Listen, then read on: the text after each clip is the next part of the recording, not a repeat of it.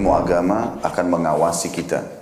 Sebelum makan, sebelum minum, sebelum berteman, sebelum mencari pendapatan, maka ilmu agama akan berbicara dengan kita. Ini boleh atau ini tidak boleh. Oleh karena itu, ulama mengatakan kita lebih butuh terhadap ilmu agama ini daripada makanan pada saat sangat lapar, air pada saat sangat dahaga, dan juga tempat tidur pada saat kita sangat capek. Ghazwa TV, media dakwah masa kini. Bismillahirrahmanirrahim. Assalamualaikum warahmatullahi wabarakatuh. Alhamdulillah. Nahmaduhu wa nasta'inuhu wa nastaghfiruh. Wa na'udzu billahi min sururi anfusina wa min sayyiati a'malina. May yahdihillahu fala mudilla lahu wa may yudlil fala hadiya lahu. Allahumma fassalli wa sallim wa barik ala habibina al-karim Muhammad ibn Abdullah salawatullah alaihi wa ala alihi wa sahbihi wa sallam.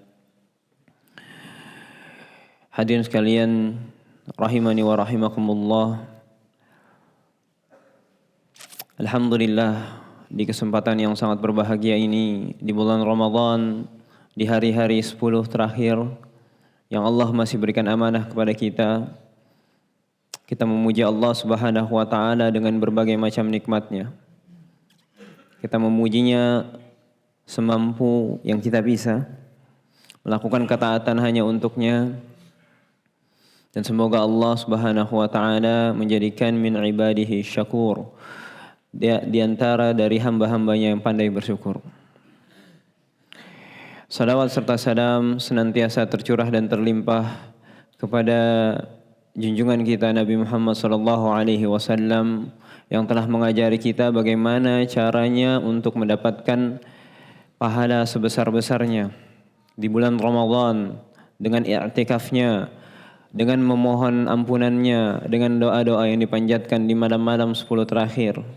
Maka sudah sepantasnya dan selayaknya sebagai orang yang telah diwariskan keilmuan para nabi oleh beliau, kita bersalawat kepada Nabi sallallahu alaihi wasallam.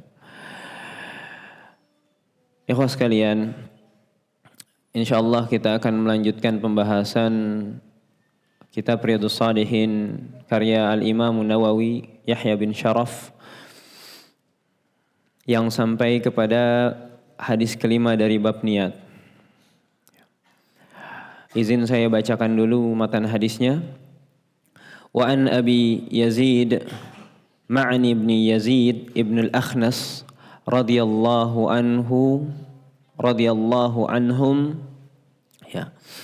Mungkin sebagian dari kita sudah faham kalau seandainya dikatakan radhiyallahu anhu, radhiyallahu anhuma, radhiyallahu anhum mempunyai makna doa kepada orang yang kita sebut namanya. Berhubung di sini Imam An-Nawawi menyebutkan radhiyallahu anhum, ya. Berarti yang kita doakan itu 3 atau lebih orang yang telah kita sebutkan. Yang pertama Abi Yazid Ma'an, yang kedua Yazid itu sendiri, lalu yang terakhir Al-Akhnas. Siapakah mereka? Ya. Mereka adalah para sahabat Nabi dalam satu keluarga. Dari kakek sampai cucu semuanya Islam, maka di sini Imam Nawawi ya mendoakan 3 orang langsung, radhiyallahu anhum. Semoga mereka bertiga mendapat ridha Allah Subhanahu wa taala, ya. Wa huwa wa abuhu wa jadduhu sahabiyuna. Nah, di sini Imam Nawawi dalam matan memasukkan sedikit penjelasan. Dia ya, riwayat hadis ini Abi Yazid Ma'an, yang nama aslinya Ma'an, bapaknya dan kakeknya semuanya adalah sahabat, gitu ya.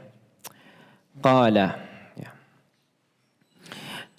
Ma'an berkata, kana Abi Yazid akhraja danarira yatasaddaqu biha, ya. Pernah satu ketika ayahku Yazid mengeluarkan beberapa dinar untuk disedekahkan, Ini ya. Khususnya kita mungkin sedikit kita relasikan dengan keadaan kita sekarang di bulan Ramadan. Ikhwah sekalian, dulu Rasulullah SAW ajwadun nas, orang yang paling baik ya. Dan saat-saat beliau paling dermawan dan baik itu di bulan Ramadan. Nah ini di akhir-akhir jangan sampai kita lewatkan, banyak bersedekah, banyak beramal soleh ya. Khususnya yang berkaitan tentang zakat juga jangan sampai lupa zakat fitrahnya gitu ya.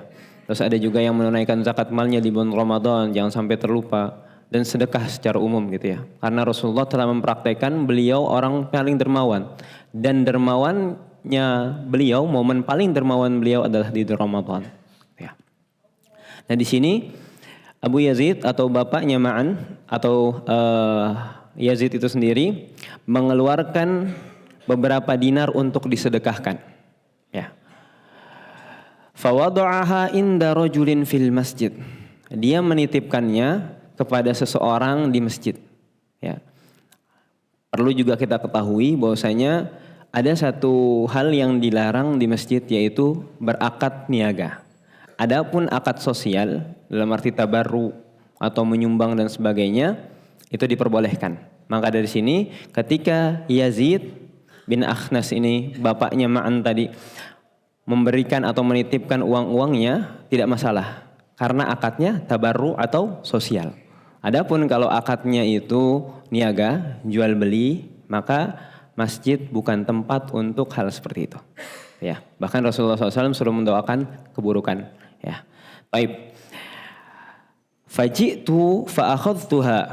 Maka Ma'an bin Yazid ya, mengambil dinar-dinar itu. Ya, jadi ada orang yang memberikan di masjid. Nah, dia ngambil dinar-dinar yang diberikan itu.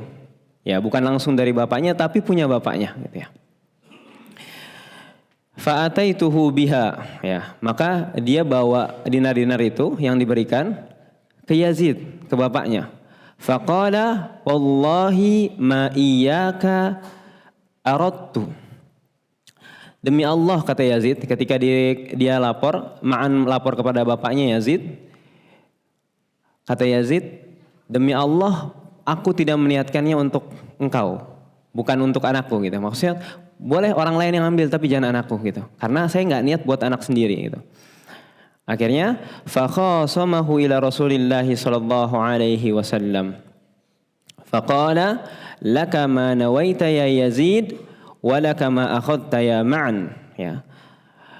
Lalu Ma'an mengadukan hal ini kepada Rasulullah SAW ya. Mereka berdua tentunya, jadi bapak dengan anak deadlock, tidak ketemu, mereka berdiskusi yang benar siapa gitu ya. Saya nggak niatin buat kamu, tapi kamu ngambil, balikin. Ah ini udah hak saya berhak, saya dikasih gitu ya. Terus oke, nggak ketemu, akhirnya mereka ke Rasulullah SAW gitu ya. Nah ini juga penting ikhwas sekalian, ketika kita berseteru ya. Setiap dari kita mungkin punya interest, punya kepentingan gitu ya. Berbenturan dengan yang lain ya. Terkadang kita bingung yang benar yang mana. Maka di dalam Al-Qur'an disebutkan fala wa rabbuka la yu'minuna hatta yuhakkimuna fi ma shajara bainahum thumma la yajiduna fi anfusihim harajan mimma qadaita wa yusallimu taslima ya. Maka demi Tuhanmu gitu ya, kata Allah berkaitan dengan orang-orang yang ketika mereka berseru mereka mengembalikannya kepada Allah dan Rasulnya, demi Tuhanmu.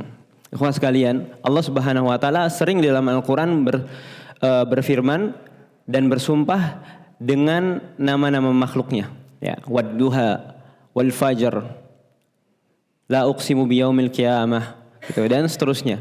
Tapi di dalam ayat ini Allah bersumpah dengan dirinya sendiri. Artinya ini betul-betul sangat penting gitu ya. Kalau saja bersumpah dengan makhluknya itu sesuatu yang penting, ini lebih penting lagi. Karena Allah langsung bersumpah dengan dirinya. Maka demi Tuhanmu wahai Muhammad, mereka tidak beriman sampai mereka menjadikan engkau Muhammad SAW sebagai hakim terhadap perkara-perkara yang mereka perselisihkan. kemudian mereka tidak merasa keberatan di dalam hati mereka terhadap keputusan yang engkau berikan, dan mereka menerimanya dengan penuh ketundukan. Jadi menerima keputusan Allah dan Rasulnya itu satu bentuk keimanan. Ya. Jadi bahkan sampai di sini mereka tidak beriman kalau misalnya tidak menerima keputusan dari Rasulullah SAW. Contoh misal ada permasalahan, kita berdiskusi dengan seseorang atau keluarga kita, bahwasanya tidak diperbolehkan untuk mengambil harta dari riba. Dalilnya ini dan itu, gitu ya. Mungkin ada yang belum tahu, gitu ya. Dan ketika berdiskusi, oh ternyata ini riba, gitu ya. Seorang Muslim ketika diberitahu ini riba tidak boleh, kenapa? Karena Rasulullah SAW melarang riba, Allah Subhanahu Wa Taala juga berfirman tentang riba, larangan riba, gitu ya. Seharusnya seorang Muslim menerimanya dengan totalitas, ketaatan. Sami'na wa ata'na. Kita dengar, kita mengetahuinya, maka taat, gitu ya. Maka dari sini ini sesuatu yang sangat penting, sebagaimana yang dipraktikkan oleh Ma'an dan Yazid. Ketika mereka berseteru, mereka mengembalikannya kepada siapa? Rasulullah SAW. Dan Rasulullah SAW memberikan win-win solution. Ya, apa yang Rasulullah sabdakan ketika mereka mengadukan perkara ini? Kata Rasulullah SAW, ya, engkau wahai Yazid mendapatkan apa yang engkau niatkan. Ya.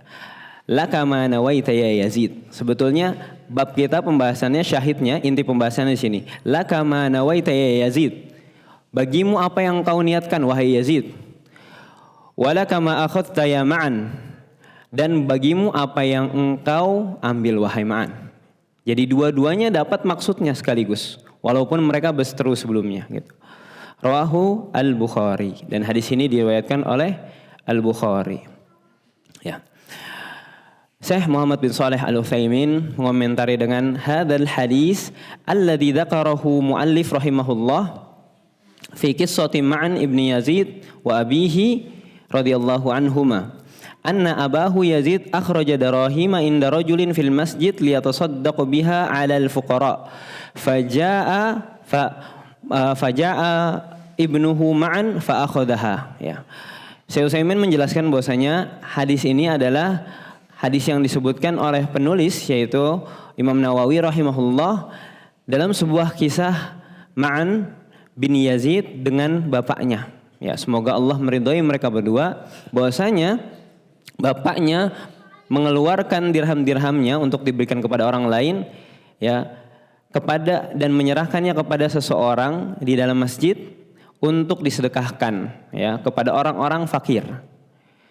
Maka Ma'an datang fa akhadhaha, lalu dia mengambilnya. Wa rubbama yakunu dzalika ar-rajul alladhi yuwakkiluhu fiha lam ya'lam annahu ibnu Yazid. Ya. Kata Syekh Utsaimin, kemungkinan orang yang diberikan amanah oleh si Yazid ini radhiyallahu anhu, dia enggak tahu bahwasanya Ma'an ini anak dari Yazid. Makanya dikasih, ya.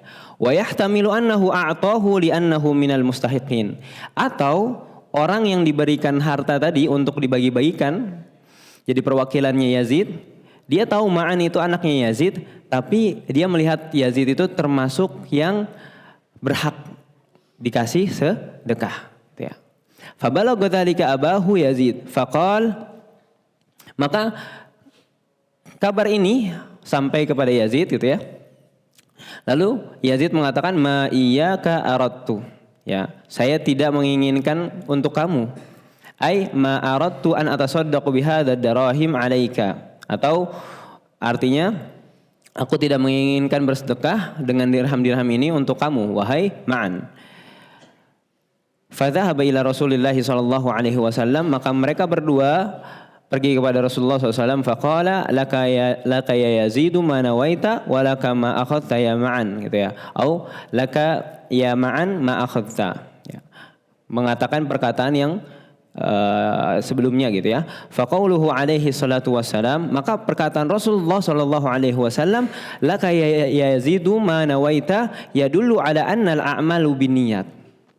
Jadi perkataan untukmu apa yang engkau niatkan wahai Yazid menunjukkan bahwasanya setiap amal tergantung pada niatnya. Ya, mungkin pernah terjadi juga dengan kita gitu, ketika kita ingin bersedekah, kita kasih ke orang yang kita sangka itu dia itu kurang atau memang berhak gitu ya. Ketika kita lihat ternyata kendaraannya lebih bagus daripada kita. Dengan sabda Rasulullah SAW berarti apa yang kita niatkan sampai. Artinya Allah menerimanya. Laka ya yazidu manawaita. Apa yang kamu niatkan sampai. Walaupun pemberiannya menurut Yazid salah alamat. Ya. Dia nggak pengen ke anaknya, dia pengennya ke orang lain yang fakir. Tapi ternyata anak yang dapat, dan Rasulullah bilang, laka ya yazidu manawaita. Ini berhubungan dengan niat. Karena niat itu penting, walaupun tidak sampai kepada orangnya, tapi insya Allah Allah ganjar amalan kita. Ini juga yang terjadi, mungkin kita mengamanahkan kepada lembaga-lembaga sosial gitu ya, untuk disumbangkan harta-harta kita gitu ya. Kita nggak tahu Allah Ta'ala alam yang mana yang sampai gitu. Tapi insya Allah dengan kemurahan Allah Subhanahu Wa Ta'ala kita akan dapat apa yang kita niatkan. Makanya jangan pernah melupakan niat yang baik ya. Baik. Wa annal insana idza nawa al khair hasala lahu. Dan kata Syekh Utsaimin, kalau seandainya manusia berniat baik, insyaallah dia akan mendapatkannya. Ya. Walaupun hanya sekedar berniat gitu ya. Kemarin sempat kita bahas terkait amalan-amalan yang sudah dibiasakan dengan amalan-amalan yang baru diniatkan. Tentu saja akan ada perbedaan, tapi keduanya mendapatkan kebaikan ya, dengan niatnya atau dengan membiasakan satu amalan. Wa in kana yazidu lam yanwi an ya'khudha hadhihi darahim ibnuhu lakinnahu akhadhaha wa ibnuhu minal mustahiqin fasarat lahu wa lihadza qala Nabi sallallahu alaihi wasallam laka ya ma'an ma akhadta. Walaupun Yazid tidak menginginkan hal ini gitu ya, tapi anaknya kata Syekh Utsaimin termasuk dari mustahiq, maka dia mendapatkan hak mustahiq atau orang yang berhak ya. Maka Nabi mengatakan laka ya ma'an ma akhadna. Ya, wahai ma'an yang sudah kamu ambil buat kamu. Ya, dua-duanya mendapatkan keinginannya. Yazid mendapatkan apa yang dia niatkan, ma'an mendapatkan harta yang diberikan walaupun dari ayat. Ya, kata Syekh Utsaimin, ففي هذا الحديث دليل لما ساق المؤلف من أجله أن الأعمال بالنيات وأن الإنسان يكتب له أجر ما نوى وإن وقع الأمر على خلاف ما نوى وهذه القاعدة لها فروع كثيرة. Ini sesuai dengan apa yang disusun oleh muallif, artinya di bab niat ini ya. Bahwasanya seorang manusia itu akan dicatatkan untuknya pahala dengan apa yang dia niatkan. Walaupun kenyataan ya tidak atau bertolak belakang dengan apa yang dia niatkan. Contoh kita sudah mau zakat ya, zakat atau sedekah aja yang lebih umum. Kita sedekah gitu ya. Sudah tinggal diberikan, qadarullah ternyata yang mau diberikan itu hilang gitu ya, atau rusak atau jatuh dan sebagainya gitu. Insyaallah akan ada catatan amal dari Allah Subhanahu wa taala. Dan kata Syekh Utsaimin, hadhil qa'idatu laha furu'un katsirah. Dan kaidah ini banyak cabangnya, banyak pembahasannya. Kata beliau, minha dari pembahasannya ma dzakarahul ulama rahimahumullah, apa yang disebutkan oleh para ulama rahimahullah, anna ar-rajulu law a'ta zakatahu syakhsan yadhunnu annahu min ahli zakah. Kalau seandainya seseorang memberikan zakat kepada orang lain yang dia anggap dia itu berhak untuk dizakati, fatabayyana annahu ghaniyun laisa min ahli zakah, dan setelah itu ketahuan bahwasanya orang itu kaya ternyata bukan termasuk dari orang yang pantas dizakati, fa inna zakatahu tujza, maka zakatnya tetap sah ya, karena dia taunya setelah dia zakati gitu ya. Wa takunu maqbulatan tabra'u biha zimmatuhu, dan diterima dan kewajibannya telah hilang. Li'annahu nawa an yu'tiyaha man huwa ahlun laha fa idza nawa falahu niyyatuhu. Karena dia telah meniatkan untuk memberikan orang yang pantas, dan karena dia sudah berniat maka telah diterima. Wa minha, dan dari perkara-perkara yang lain, annal insana law arada an yuqifa mathalan baitan saghiran faqala waqaftu baiti al-fulani wa asyara ila al-kabiri lakinnahu khilafu ma nawa biqalbihi fa innahu ala ma nawa wa laysa ala ma sabaqa bihi lisanuh. Ya. Yang pembahasan juga yang lain adalah ketika seseorang ingin mewakafkan rumah kecil misalnya, lalu dia mengatakan saya mewakafkan rumah yang ini. Dia mengisyaratkan dengan rumah yang besar, dia salah tunjuk gitu ya. Akan tetapi yang dia niatkan adalah yang kecil ya. Maka yang berlaku adalah yang menjadi niatnya gitu. Tapi jangan sampai ini salah pahami boleh menipu gitu ya. Wah ini rumah ini yang saya kasih ya. Dia udah nunjuk-nunjuk gitu kan. Bukan karena dia teledor atau dia keliru, tapi karena memang ingin menipu. Nah ini beda gitu ya. Apalagi kalau seandainya nanti sudah ada taksi dan sebagainya. Tapi yang jelas kalau seandainya teledor atau kitanya sedang tidak konsen gitu ya, berarti yang diambil adalah yang kita niatkan. Kata Syekh Utsaimin. Wa minha anna al-insana law arada wa minha anna insanan jahilan la ya'riful farq baina al-umrah wal hajj fa hajja ma'an nas fa qala labbaika hajjan wa huwa yuridu umratan yatamatta' bihi ila al-hajj fa inna lahu ma nawa. Ya, kata Syekh Utsaimin juga, contohnya juga ketika orang yang tidak tahu ya, tidak tahu perbedaan antara umroh dengan haji. Ya. Lalu dia haji bersama manusia, dia mengatakan labaika hajjan ya. Kalau Bapak ikhwas sekalian tahu ya, kalau di haji itu ada beberapa jenis ya, ada yang namanya ada qiran gitu ya, ada tamattu' gitu ya. Terus ada haji yang sendiri ya, bersendiri gitu ya. Ketika kita mengatakan labaika hajjan berarti kita cuman haji aja, nggak ada niat umroh ya, nggak ada niat umroh berarti nggak ada umrohnya di situ. Nah, padahal kata Syekh Utsaimin orang ini pengennya tamattu, maka yang dianggap apa? Yang dia niatkan, kata beliau. Fa inna lahu ma nawa. Maka yang dianggap adalah yang dia niatkan. Madama ana qasduhu yuridul umroh.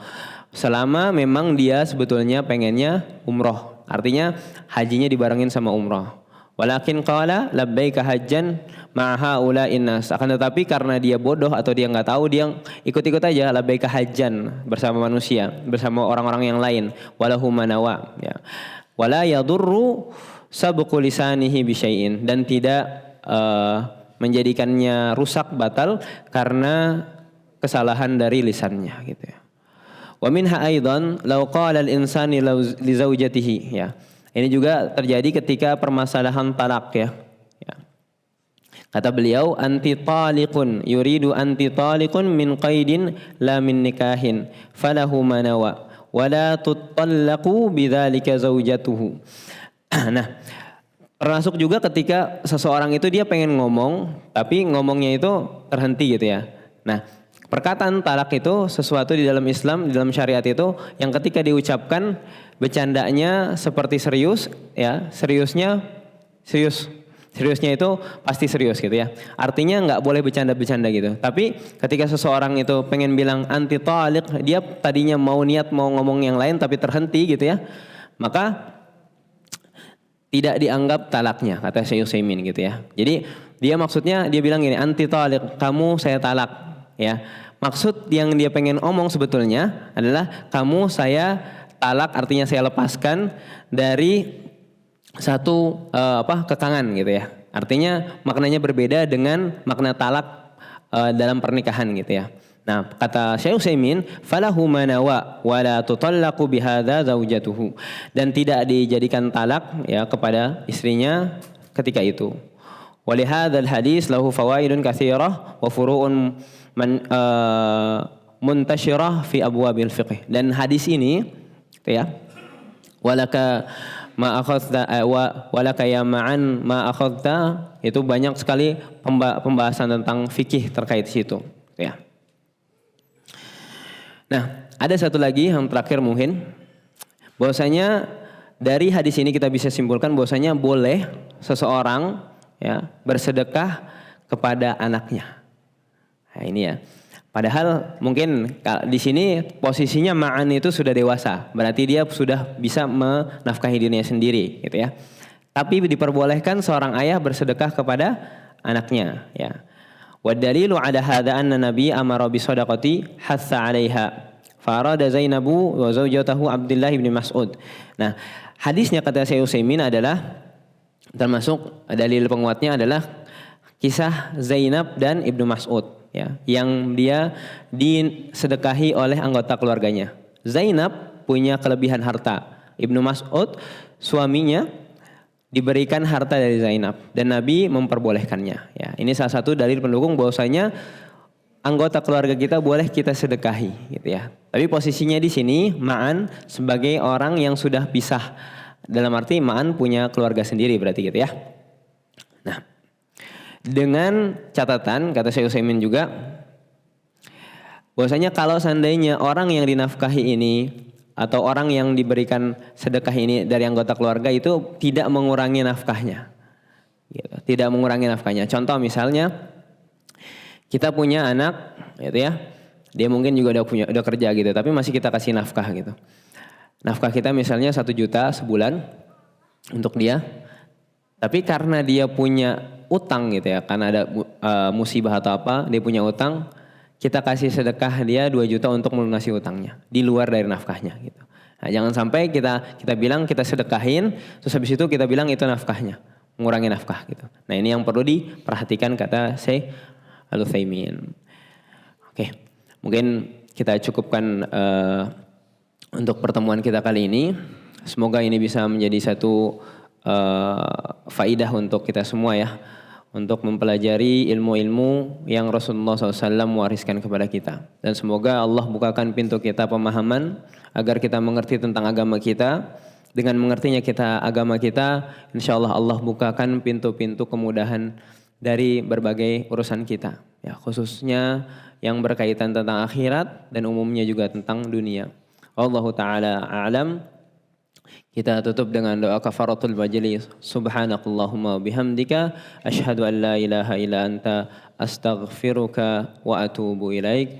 Assalamualaikum warahmatullahi wabarakatuh.